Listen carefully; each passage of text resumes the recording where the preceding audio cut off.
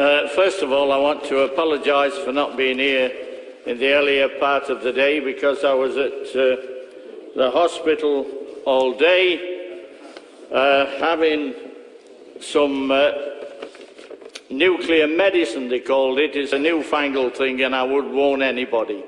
If you've got a chance to avoid it, avoid it. They stick a drug in you and you feel like you're dying. What they're trying to do is to try and put your heart under so much pressure as to see whether you could stand the anaesthetic for a hip replacement in the near future. So that's where I've been, and I missed all these wonderful contributions that we've heard on the Queen's new allowance, winter heating allowance or whatever it is. But I remember well way back in 1971 when I was joined by a lot of people then in the House on the left wing at the time who were voting against the Queen's money, and quite a number of them are in the House of Lords. I can't name all the names because I ain't got time. But they're all there, and I remember that occasion very well because they were dining and whining on the fact that they just voted against the Queen's money, or the royal money. So I'm here today. I managed to get just back in time for the third reading, and I have to tell you that my view about the monarchy has been pretty much the same all my life. I remember in the pit village of Claycross when I was a bit of a kid during the Second World War, or maybe just a bit before, people were talking to me, kids on the streets were saying that they had royal blood. It was blue blood. And I just couldn't buy that then. I mean, my inquiring mind prevented me from being like the rest of the lads on the street. And they were very popular in those days. There's no doubt about it, notwithstanding King George VI not being able to speak properly on the radio, and I heard all that. Notwithstanding all that, they were popular. But there have been phases since when their popularity has waned, especially when Murdoch was the toast of the town, which he now ain't. I mean, it is, when you consider what we've been doing all week, slagging off Murdoch, telling him to take his hook back to America and all the rest of it, his papers did make a bit of an influence, and there were times, I'm sure, that when people were talking about the royal dysfunctional family and all the rest of it, that the Murdoch newspapers were making a reasonable contribution. However, I also believe that Charles himself made a contribution, because quite frankly, he's not liked. And those of you that are royalists, I mean, you know in your heart you don't want to really see him be the king. And when I take people like the Women's Institute round the House of Commons and the House of Lords, and I show them the throne, and they say, who sits in that other seat? I says, well, I says, it could be Charles. I says, but eventually he's going to sit in the big seat. And who will be the other one? I says, Camilla. No, we don't want her. Order. I'm speaking now from this big seat, and it would be very good if, one, that the honourable member could be at least referred to the royal family in the dignified manner as which has happened throughout the debate almost, and secondly, that we could get back, please, to the third reading. I know that through unavoidable reasons he wasn't able to be here, but I'm sure that he knows what the bill says, and if he could actually get back to the bill. Yeah, I know it's all about, what is it, 35 million quid in the time of a recession.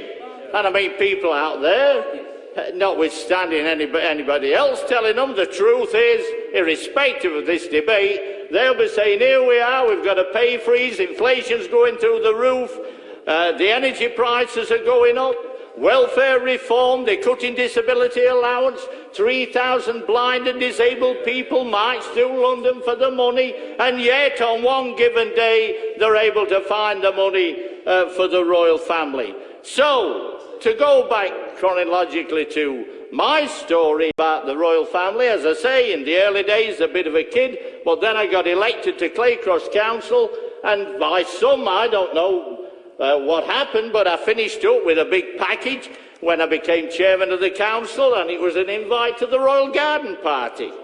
And so I looked at it, and they'd even got a little thing in there to put in your car, a diagonal cross. And of course I hadn't got a car, I hadn't got a bank account, I hadn't got a telephone. And I said to a mate of mine, I said, you'd never believe the bump that they've sent. All these different things for the Royal Garden Party. He said, what do you do with it? I said, chucked it in dustbin. And I said, there were even a thing to put in your car. And he says, what colour were it? And I told him, no, the pass. The pass. He'd seen one before. And he was a fella that went to the races to Cheltenham and Ascot. And he'd seen the pass. And he says, get that pass. And I says, well, it's in the dustbin. He says, we've not emptied Wheatcroft Close yet. So I got the pass out, and I'll tell you, I saw him after he'd retired, and I says, hey up, Joe. I says, did you ever use that pass? Use it, he says, it's here in glove compartment. He says, I've used it every year. He says, I go straight into Royal Ascot, not just the Royal Enclosure. So Order. I let the honourable member finish the story because I wanted to hear the end of the story. But it still has nothing to do with the bill. Can we please get back to the bill, Mr. Dennis Skinner? What I'm trying to explain to you, there are people out there that don't give a hoot about the royal family. I mean, my old mate Joe's now passed on. I mean, the truth is that he wanted the pass. And that's how he felt about it. He wanted to be in the royal enclosure, unlike me. I didn't go to the garden party. I've never been to one, although they tell me Willie Hamilton did. But I don't know about that. I'll tell you one thing. Those passes, despite all the security, they're still using the same car passes now. So we've had the IRA, we've had Islamic fundamentalism, we've had 9/11, we've had bombs on the underground and on buses, and they're still using the same passes on the Mall. So they tell me. Anyway, to get back to the bill and the fact that I know they'd like those stories anyway. We've only got a couple of minutes left. What I want to say is that I've always taken the view that the royal family can't be regal and common at the same time. I thought when television came in, what they wanted to do was appear regal on the one hand, but also to be like Coronation Street people on the other. And so they got on the telly, and they were playing those games and all the rest of it. And I think the Queen was badly advised, and she should have kept control of them. Yeah. If I'd have been on the advisors list, I would have told her that. But I wasn't. I know Charles wanted to meet me one day, and that Nicholas, whatever seat he stands for, he sits over there. And he was a friend of Charles, and he said to me, Charles wants to speak to you. And I said, why? He says, he thinks you're very interesting. And I said, why? Has he stopped talking to plants?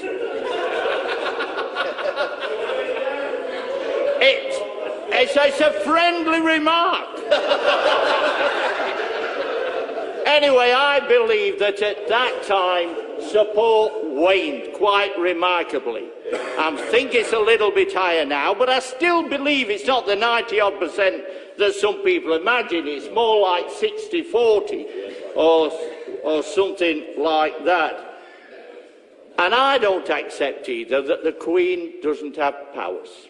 Because I was here in 1974 when in the strike that was called the miners' election, when Heath says, you either vote for me, you vote for the miners, the truth is we had a marginal victory. Yeah. We had a tiny number of seats more than the Tories. Order.